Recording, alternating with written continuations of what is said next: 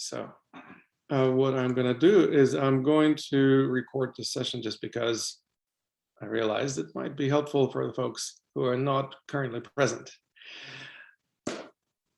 What do we learn from stress? Well, first of all, it's unavoidable. It's really hard to hide from stress. It's really everywhere. No matter what you do, no matter where you go, you're going to experience some stress. And what happens when we react to it, then we internalize it. We experience it inside of us. Otherwise, stressors that are not being internalized, that we're not reacting to, they're not necessarily have to be a cause of stress. Stressors can be unpleasant, but they don't have to actually give us grief. So that's kind of a fascinating thing, to learn how to identify when to take something personally and when not to take things personally. How do you know when to take things personally and when not to? Well, if you ever heard of the fellow, a spiritual teacher named Don Miguel Ruiz. He wrote a number of good books. One of them is a really tiny, small book called The Four Agreements. And one of those four agreements is you take nothing personally. You just basically give yourself a promise or an agreement of sorts to not take anything personally. Now, what happens when you take something personally? Like what happens when you, for example, react to whatever somebody says or does? Let me ask you this question, and whoever has any idea, answer, or example of that, feel free to unmute yourself. I would love to hear you. You get upset. Yeah, go ahead, Bob. Yeah, you get upset, you get stressed, you get angry sometimes. You focus on a negative, which means that you start thinking negatively about a lot of things. If you don't think about it, then you stay positive, and that allows you to mitigate stress, I would expect. Excellent. And it's not even not thinking about it, really. You can think about things, but you don't have to glom on them. In other words, you don't have to get it to go under a skin, as it were. How do we make it so that it would not go under our skin?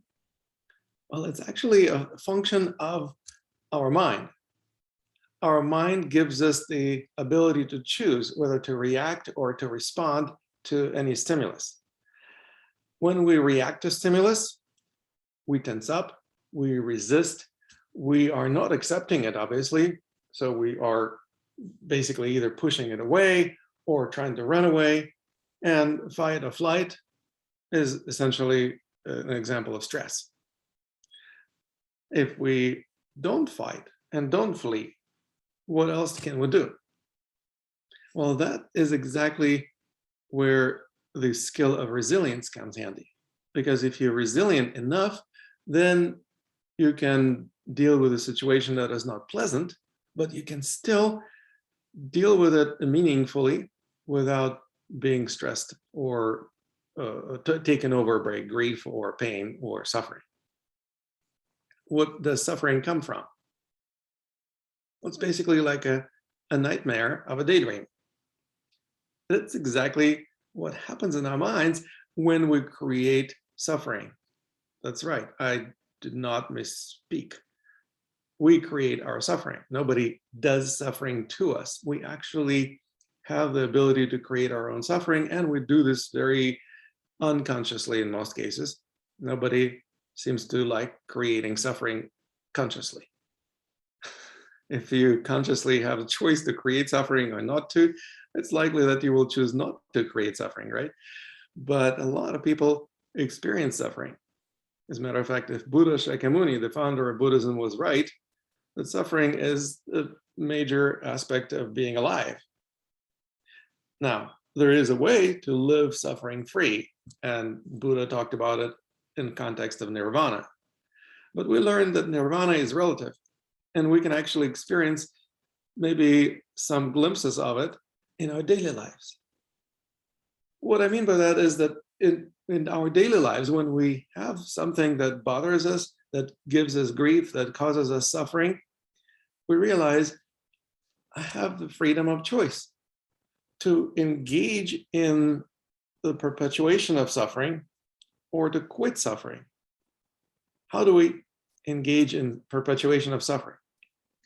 Well, just like if somebody tries to grab you, for example, the more you try to rip the hand out of the grip, the stronger the grip becomes. Have you ever tried that? It's pretty fascinating. You can actually do it to yourself. Literally, you can grab your own wrist with one hand and try to rip it out of the grip. And the more you try, the stronger the grip becomes. It literally means that it's not an effective way to get out. So we have to engage in some other activity or action. And one of the simplest ways to deal with it, as far as I know, is to tense up first, which only makes it easier to hold your hand or wrist, because when you tense, well, there's something to grab onto. But then very quickly relax. And when you relax, you basically kind of sleep between the fingers of the person grabbing you. And even if you're grabbing yourself, you grab yourself, and then as you relax, it's really hard to hold your own wrist. And it's also really hard for somebody else to hold you. Even if you grab it like this, for example, you put tense, it's really easy to hold. But when you relax, it's almost impossible. What we do is we learn to recognize that when somebody is trying to control you, and obviously when people grab you, that's an expression of their attempts to control you. You don't have to fight with the grip. You first just give them a little bit of a sense, okay, there is something to hold on to. And then you disappear from the grip. The grip is happening and you can see how I'm tightening my grip really strong. And then I can tense up even more.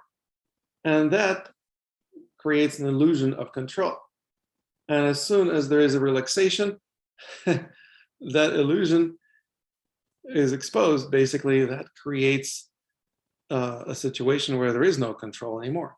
What used to affect you as a stressor no longer affects you as a stressor. How do we apply it to our daily lives? Well, before we do this, let's see if we can do this a little experiment. I invite you literally to do this with me. So one hand is going to grab the other hand like this. Very good. And go ahead and tense up that arm that you're grabbing. So for example, my left hand grabbed the right arm or forearm. And I'm going to tense up my right forearm even more. So it becomes a little thicker and a little bit more solid to hold on to. And then I relatively quickly relax it. And just literally disappear from the grip. Tense and then relax. It works like a magic trick. When somebody grabs you, for example, by the hand, same thing happens, only even more dramatically.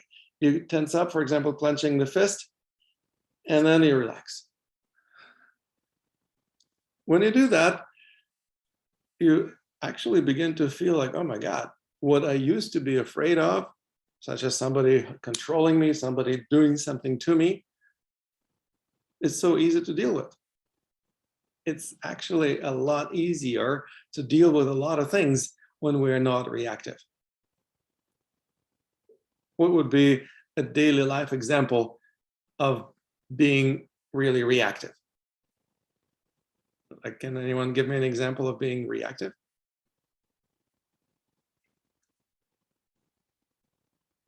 Yeah, please feel free to unmute yourself and give me an example of reactivity. The gas prices are going up. Come again, Kathy? Said the gas prices are going up. Okay, and how would you react to that? Well, first I avoid going to fill up my tank, and Uh-huh. then I mumble and grumble and complain when I have to. Brilliant. And how is it working for you in terms of mumbling and grumbling? Does it create more Changes stress? nothing. Makes nothing work any better. It's just wasted energy. Yeah, great example. Now, what would be an alternative example of not grumbling and being frustrated with it? What would be an example of being responsive in the context of exactly this situation? If gas price goes up. The first thing is just accepting that that's what's so.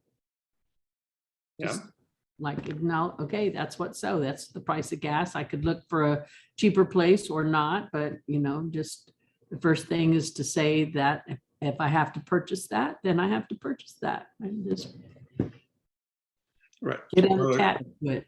Acceptance and recognition that this is the reality of the situation. Yeah. Okay. And what would be an example of how you would feel if you roll with the punches in this particular case, as A opposed whole to stress?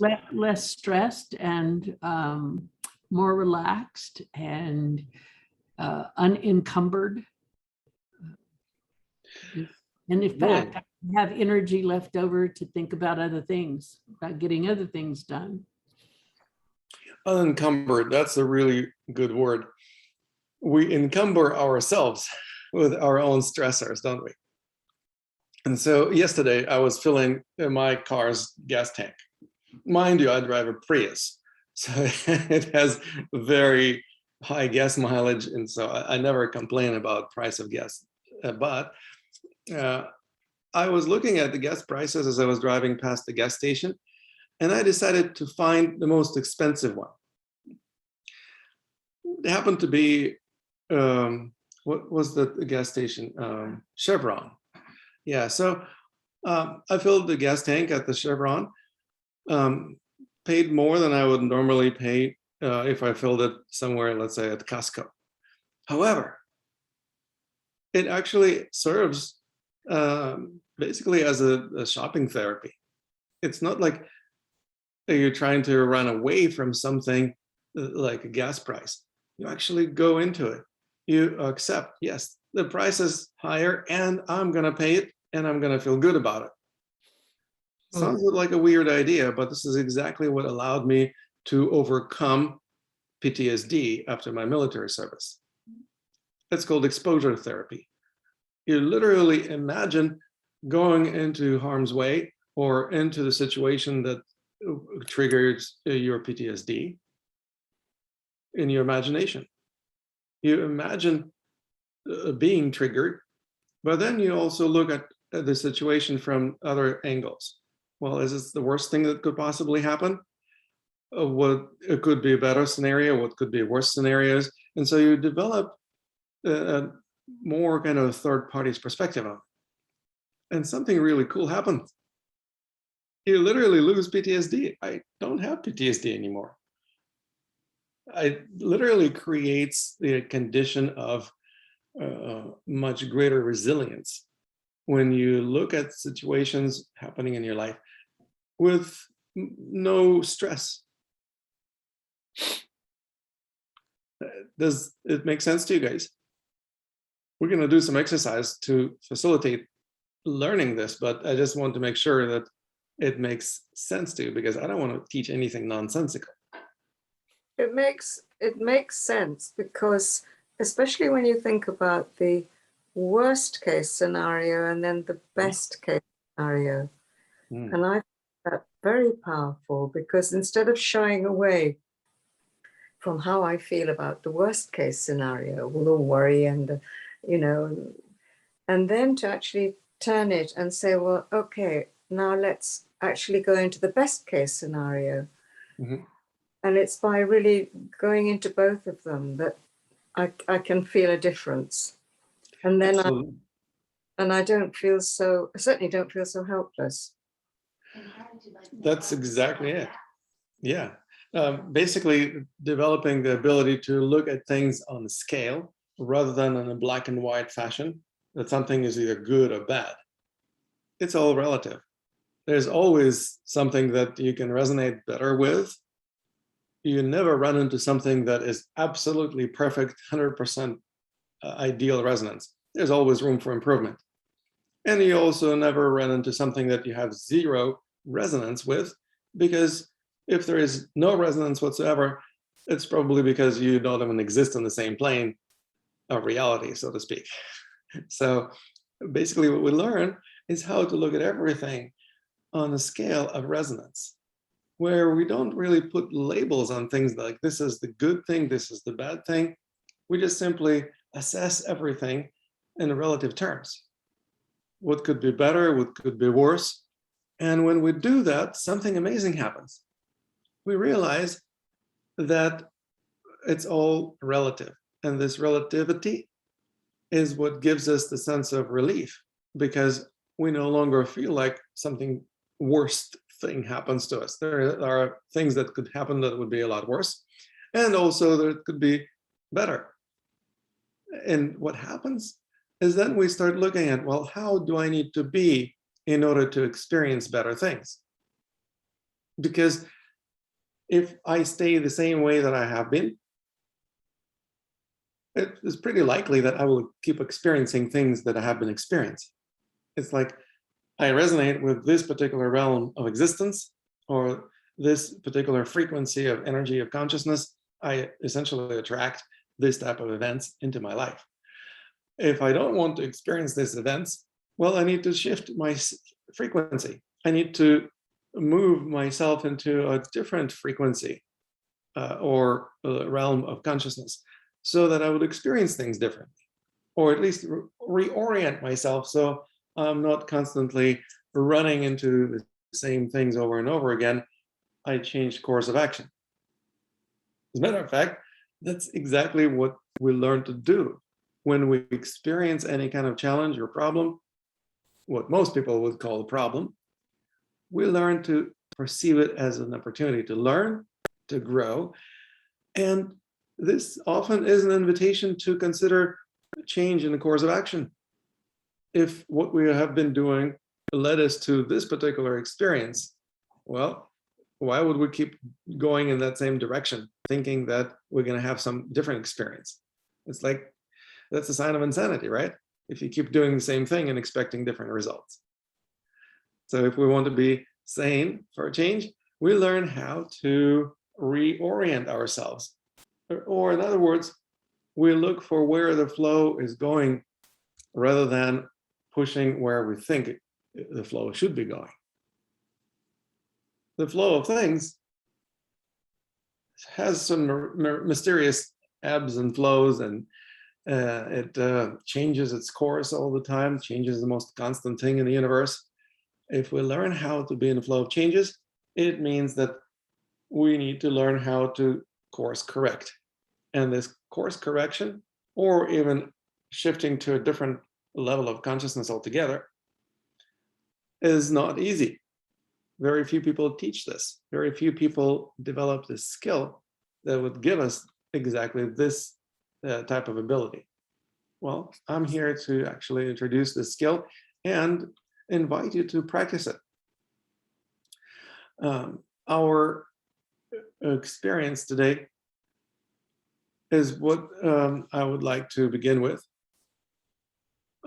The experience of something that is relatively stressful for me personally, like I mentioned, the war in Ukraine.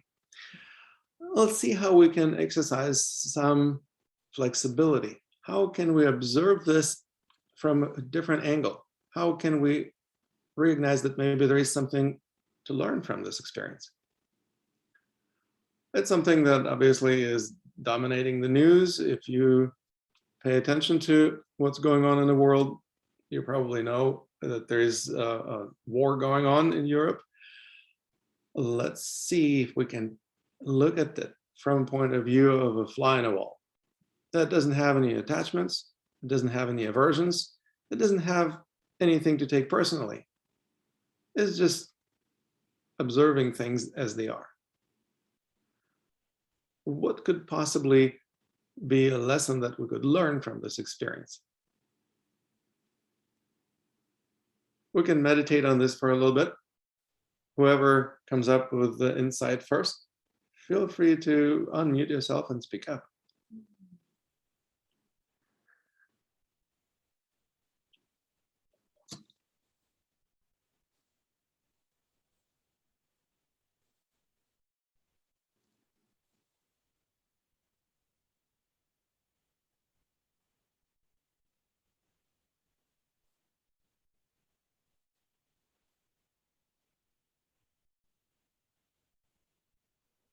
So, any lessons? Yeah, please feel free to speak up. We may find out that the individuals on the ground involved in the conflict are not very happy with being in that situation, that they're not really invested in it. Mm-hmm. And Great. And what would that teach us once we realize that those individuals, soldiers and officers, are not really happy to be involved in the war? What can we learn from it?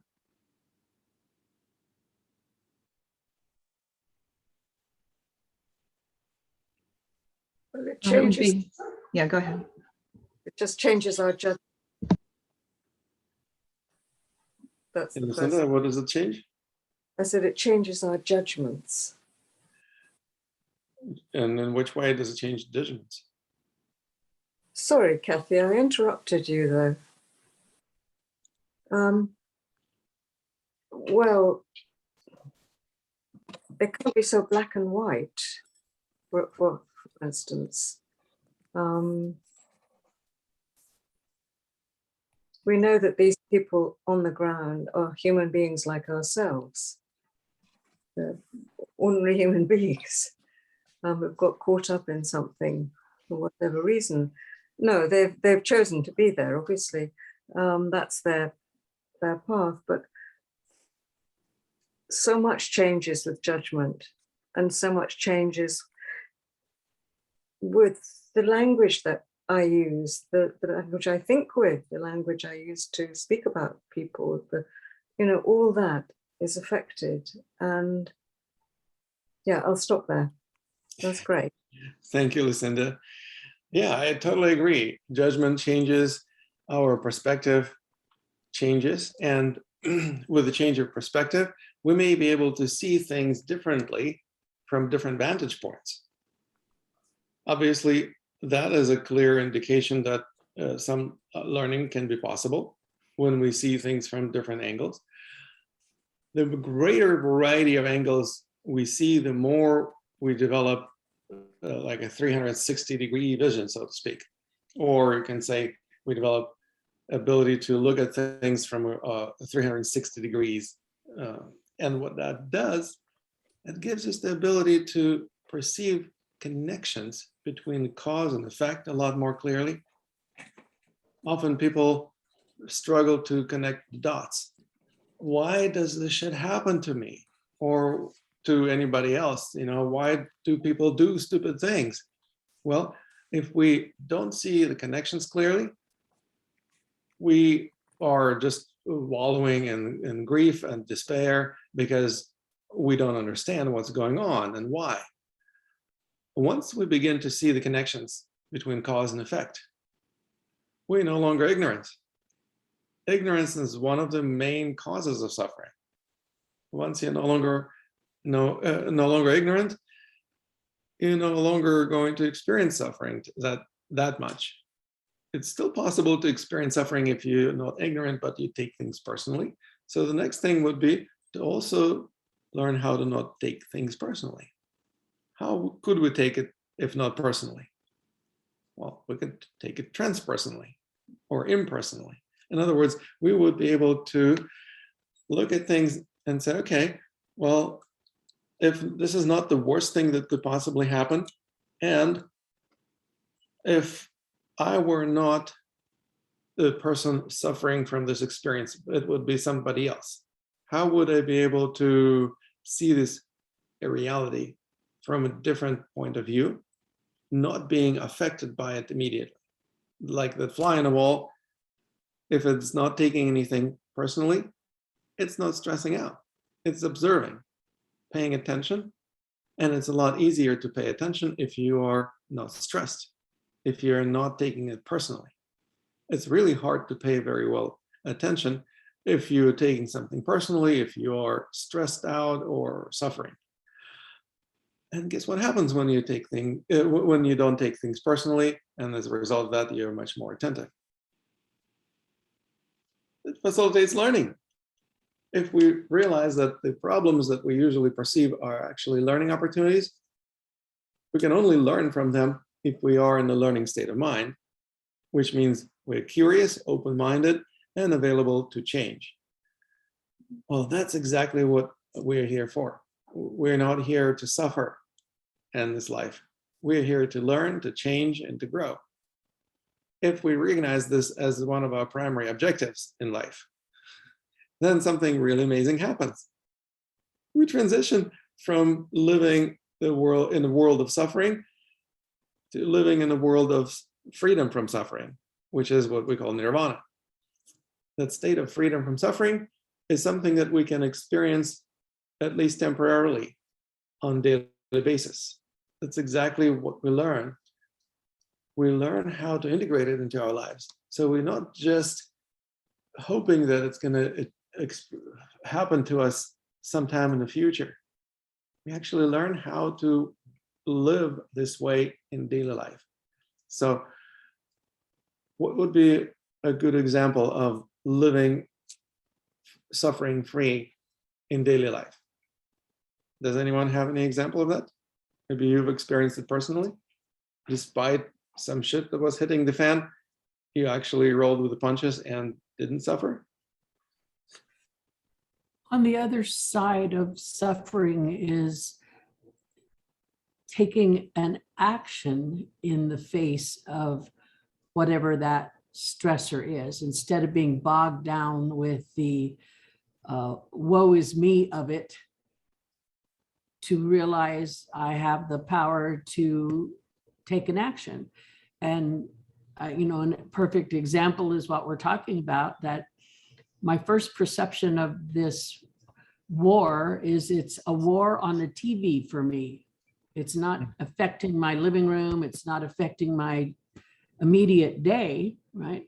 But then as I looked at it differently, I realized it's very close. It is very close to me because I know you, I know Lama, and Lama's family is there. So that left me with a completely different sensation of, it was no longer distant, and I could no longer comfortably just say, oh, well, somebody else's problem.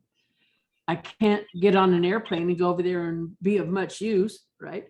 But what can I do? So, and I had talked with Lama about this, is, are there organizations that are taking action to be supportive? And that might be financial donations. It could be all kinds of ways that the other part of the world can step in and make a difference for the people that are there.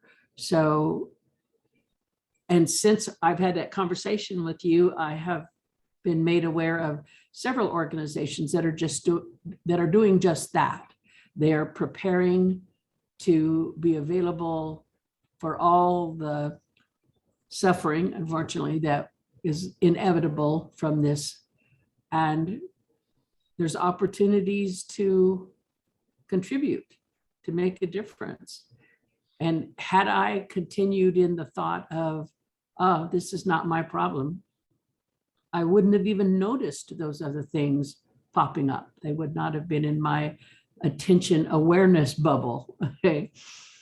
They certainly That's are. a really good point. That when we not taking things personally doesn't mean that we disconnect or disavow whatever is going on.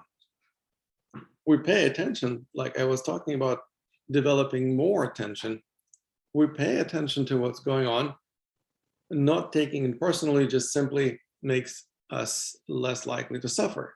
But we actually pay better attention when we're not suffering rather than paying less. And we're not engaging in running away or, fleeing what is going on. We're not engaging in fight or flight. Because fight or flight is another excellent cause of suffering. Engage in fight or flight, you're almost guaranteed to turn this entire dream into a nightmare. So what we do, we learn how to position ourselves out of harm's way, but at the same time, it's all relative.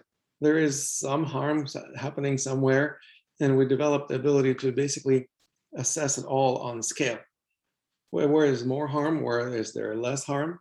How can I navigate this? It's like navigating dangerous waters, for example, sailing a boat. There's harm going on in storm. It's simply navigating so that you don't run aground, that you don't capsize, and at the same time, you still keep going in the direction where you want it to go. So you basically continue your journey with potentially navigating around certain challenges or obstacles. And once you navigated around them, you look at your chart or your course and you see, that wasn't really an obstacle on my way. That reef or that island, well, it was just a landmark indicating to me that it's time to turn and change my course. That's basically what we learn, how to course correct with less stress. We just simply recognize, okay, this is an opportunity for me to learn how to take a different course of action now. Now that's a powerful lesson in and of itself, but it would be even more powerful if it was really pragmatic. So does anyone have any pragmatic experience of this type of course correction?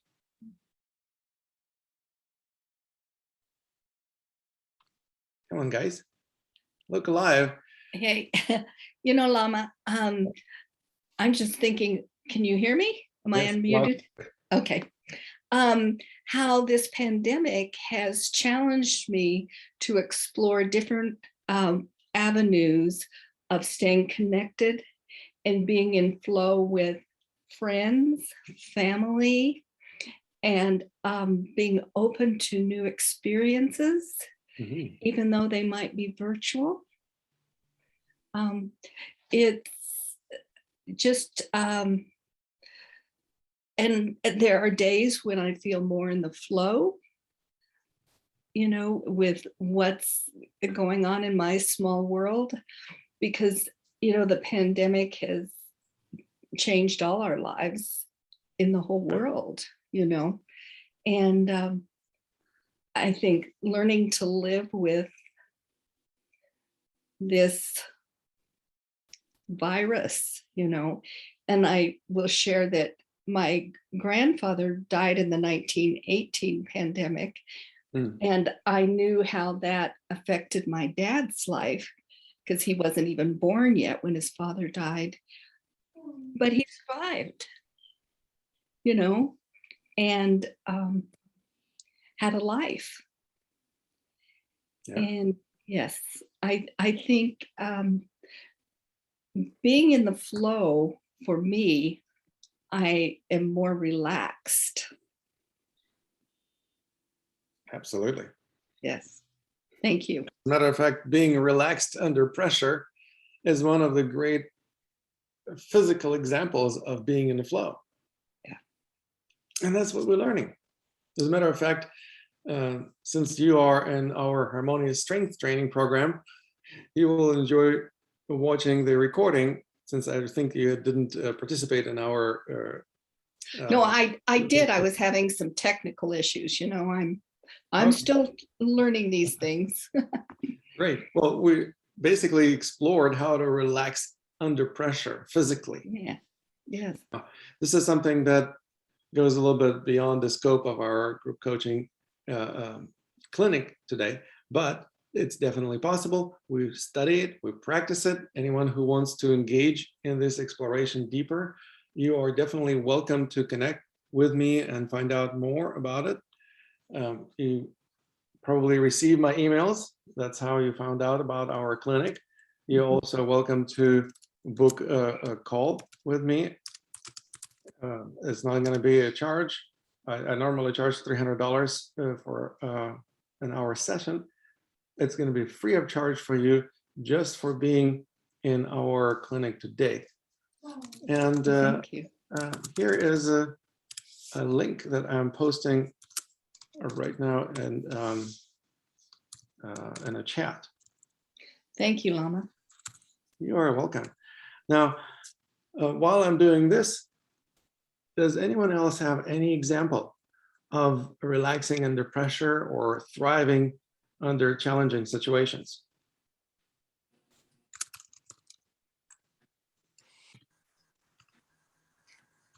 Hi, can you hear me? Yes, I can hear you. I am relaxing so much. I am enjoying your manner and the sense of how you live what you're saying. And I have recently had an experience that, oh my gosh, it was so triggering. Well, it was a cascade of challenges, actually, because one challenge came with this person in my space, and that was triggering me a lot.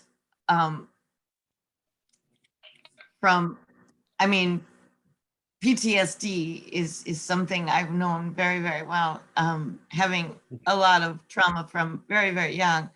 But so then I ended up sharing. Was so stressful for me, what was happening with this person. Then I got kicked out of my support group all of a sudden. Not a very supportive. Cloud Sangha. I was this delightful group, and then because I said, oh yeah, I'd like to, be able to individual share, and then I shared the intimate details. But I'm very much relaxing with what you're saying, and I'm getting it as you say it, and just smiling big. So I wanted to share that, because I don't know if you are familiar with the concept of the assemblage point. Of course. That we have an assemblage point. Okay, well, it's maybe used differently, different teachers, right? But so I studied with Carlos Castaneda personally. I'm sorry? I studied with Carlos Castaneda personally, the guy who wrote. Castaneda, okay. Well, so Alberto Violdo's book is where I was introduced to the concept.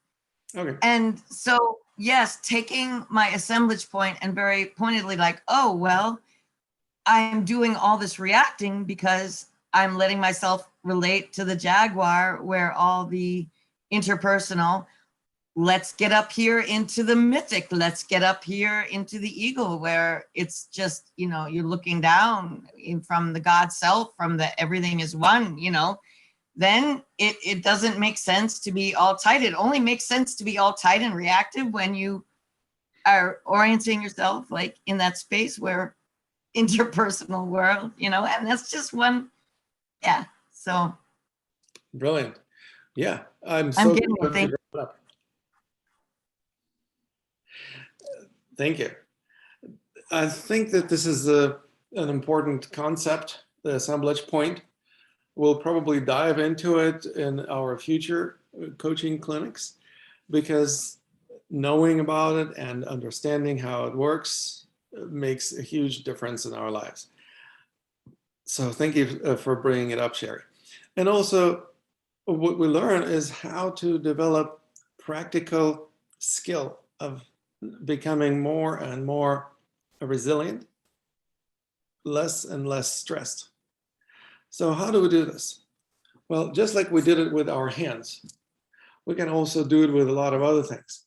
For example, if I can ask my partner Nancy to give me a hand by pushing me. Nancy, would you do me a favor and give me a nice push? Sure. If I tense up and resist, you can probably push me over. Very nice. Now, what's the alternative? Well, the alternative is to tense up really quickly and then relax. Tense up and relax. Let's do it again. Tense up. Do you feel tense and relax? Tense up and relax. Yes, very nice. Notice how I also inhaled at the moment of tension and exhale at the moment of relaxation. Just like this.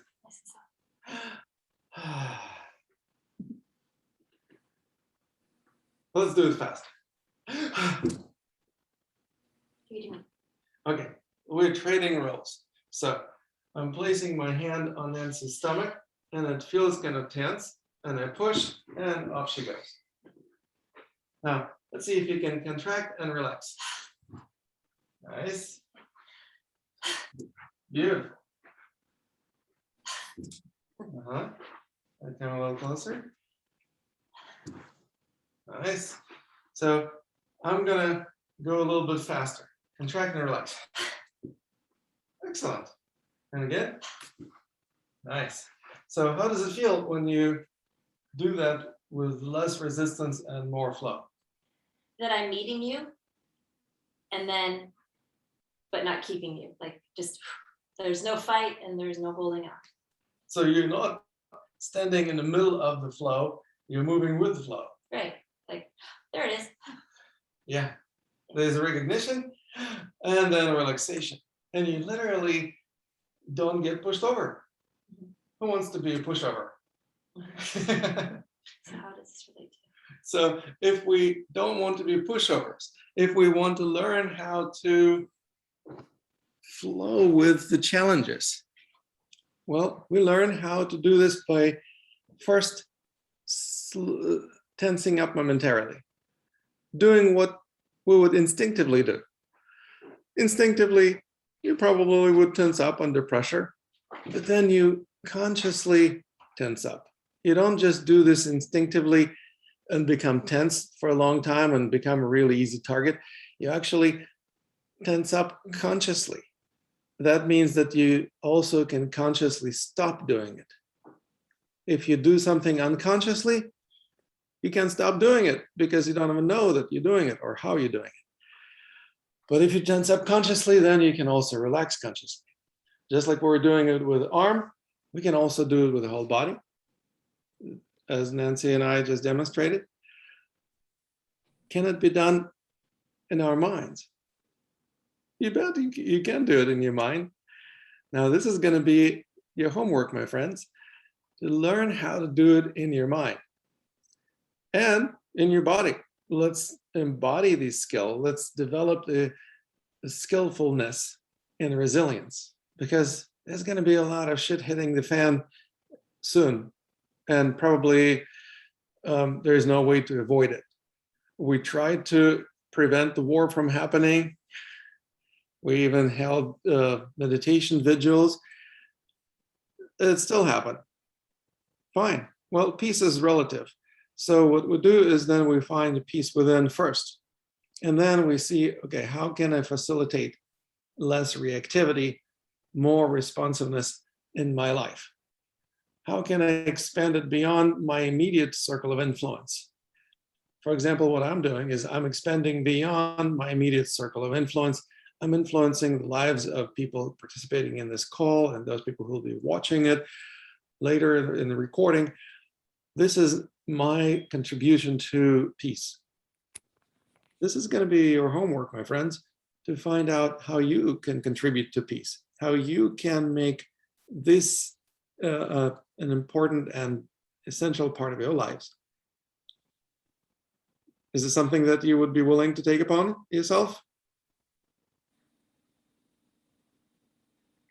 All right, well, your mission, should you choose to accept it, is to learn how to be resilient and to share with other people the simple and important message of resilience. I think we're going to be living in a better world if we experience less stress and greater resilience in the big scheme of things. You agree with that? All right. Now, as I promised in my email newsletter that I just sent out earlier today, that we would also still continue our meditation practices. We would still continue our meditation vigil. So before we conclude our group coaching clinic today, let's do a little bit of meditation practice together. And it's going to be very simple. You don't have to do any very complicated things. You just simply make yourself really comfortable. If you're sitting in a chair or in an armchair, just make yourself as comfortable as you can. And with your eyes closed or half closed, bring attention to your breath. And the reason why we're bringing attention to the breath is not to count the breaths, but rather to pay attention to how easy our breath is. The easier it is for us to breathe, the less tense our bodies are. If your body is tense, of course, it's going to be more difficult to breathe. And as you're noticing if there is any tension, let's see how you can consciously create a little bit more tension in that particular part of your body. Other parts of the body may also be affected by it. So even if you're trying to tense up one shoulder, for example, the other may tense up too, or some other parts of your body around the shoulder. That's okay. What you're doing is you're consciously adding more of that tension, not a lot. We don't want to create a spasm in the body. We just want to add a tiny little bit of tension, but doing it consciously now. That which we were doing unconsciously, now we're doing consciously. We're literally taking charge of our attentions. And when you're ready to release this tension, feel free to gradually reduce it by 50%, but not dropping it all the way down to 0.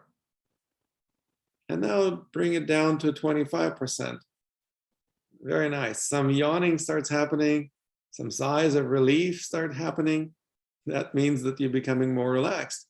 Now let's bring it down to 10% of tension. Now let's bring it down to 5% of tension. And only when you're really ready to release it, let it go completely and experience what we would call relaxation.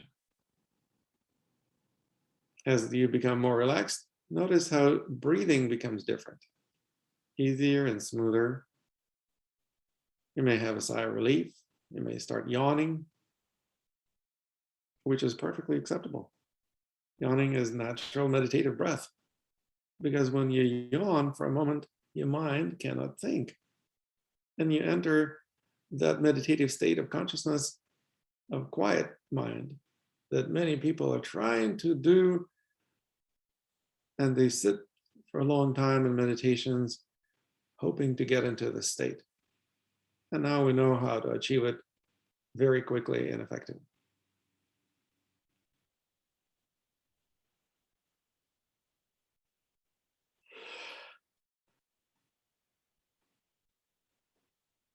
As you notice, your breathing becomes easier and smoother. Your attention is being directed within. And where attention goes, energy flows. You're literally creating a recycling of your own energy. And that is the key to empowerment. Rather than dispersing or getting dispersed, this energy is actually circulating within your own system, providing vital force to each and every cell in your body, nourishing each and every organ and system of your organism. And you simply enjoy the experience of energy flowing in your body more freely because you're less tense. Let's take another minute to thoroughly enjoy it.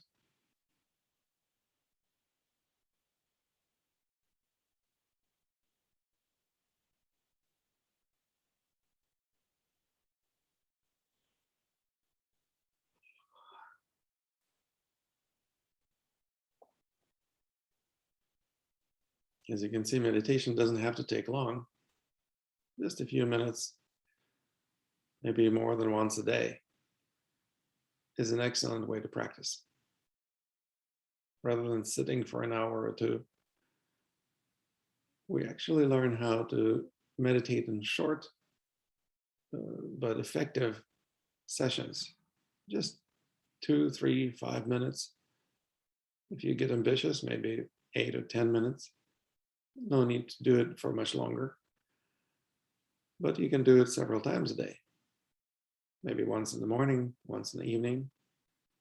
Maybe add another afternoon session if you feel like it. And you will notice how this meditative state of consciousness bleeds into your daily life, transforming how you perceive things and how much more relaxed you are, even in the face of adversities or under pressure.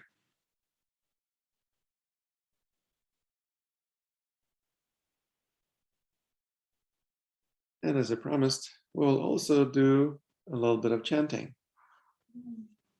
This chanting is this particular mantra is something that I learned from my old mentor and friend Junsei Terasawa, the famous Japanese monk who travels around the world going to different hot spots. Literally, instead of running away from danger and trouble, he goes into those areas of danger in areas where wars are happening, and he chants and meditates there.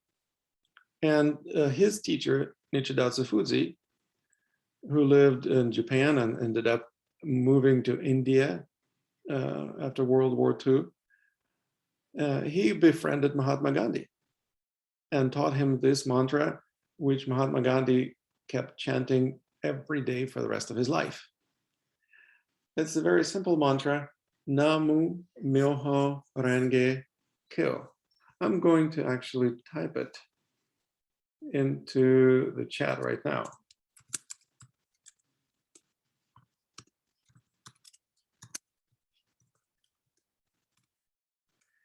Namu Myoho Renge Kyo. It goes with a certain rhythm. And rhythm will be something that I will facilitate with this Tibetan prayer bowl or singing bowl. It goes like this. Namo Myoho Renge Kyo.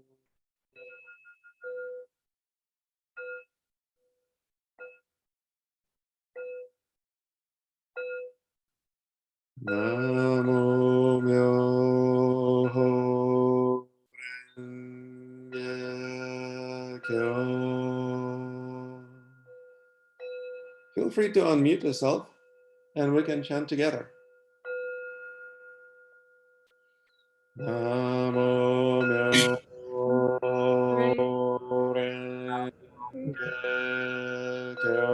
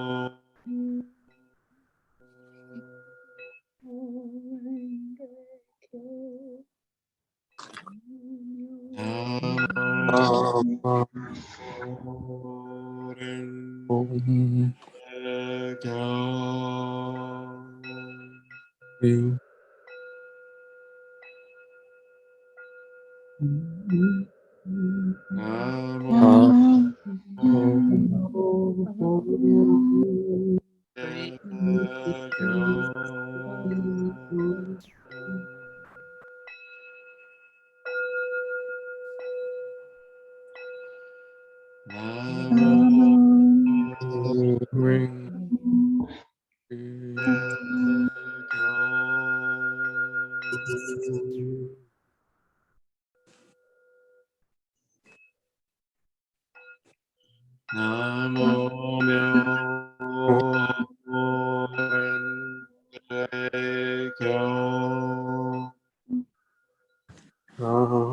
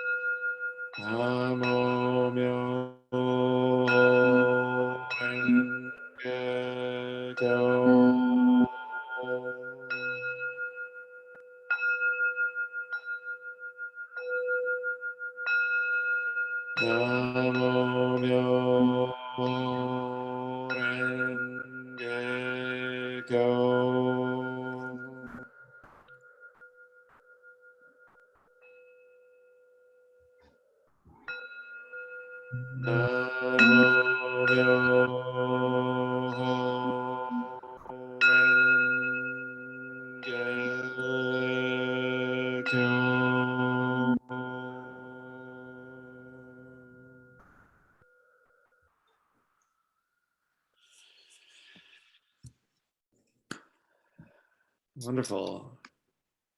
The vibration that we create, it affects not only our own consciousness and our own bodies, but also reverberates with the environment around us, affecting our communities, our cities, our states, perhaps the whole world. This is something that we'll continue doing.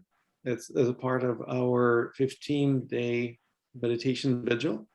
So next Saturday, we will meet again and we will practice meditation and chanting. And I will introduce some fascinating ways to practice this chant in a way that often people don't think about. This is going to be a lot of fun. If you have any questions about what we have explored today, what we've done, what you would like to have done, or perhaps there was something that you wish was not done, feel free to speak up. I would love to hear your opinion or suggestions or questions. Yes, Lucinda.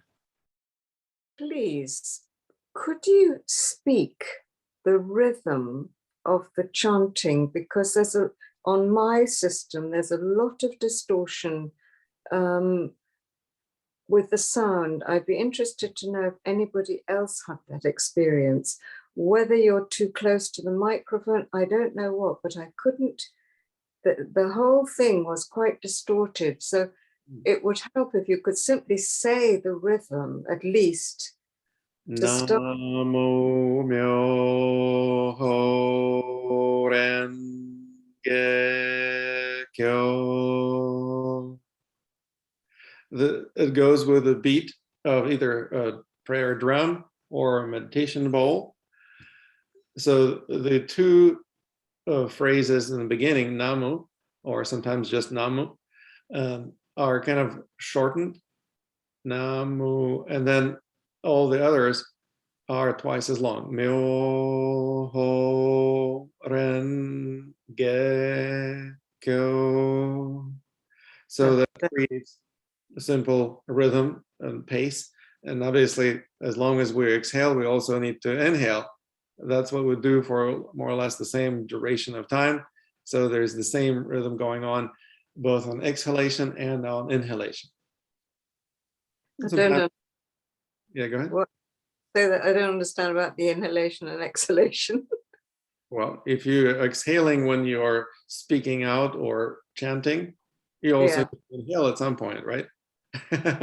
That's what we're doing.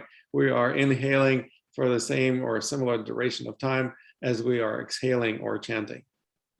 So there is certain rhythm to exhalation and inhalation that goes on with the chant.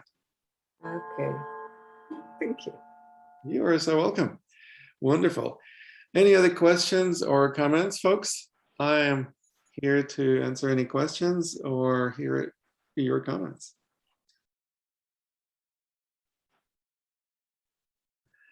Well, if there are no questions, that's quite fine too. I will look forward to seeing you at our next Qigong Coaching Clinic, which will be happening next Saturday. Until then, have a wonderful week. Namaste. Thank you, Lama. Thank you, everyone. Thank you for being here. Thank you. We'll be Thank praying you. for your family. We'll be Thank you. sending them. We'll be sending them lots of chi. Thank you, Barbara.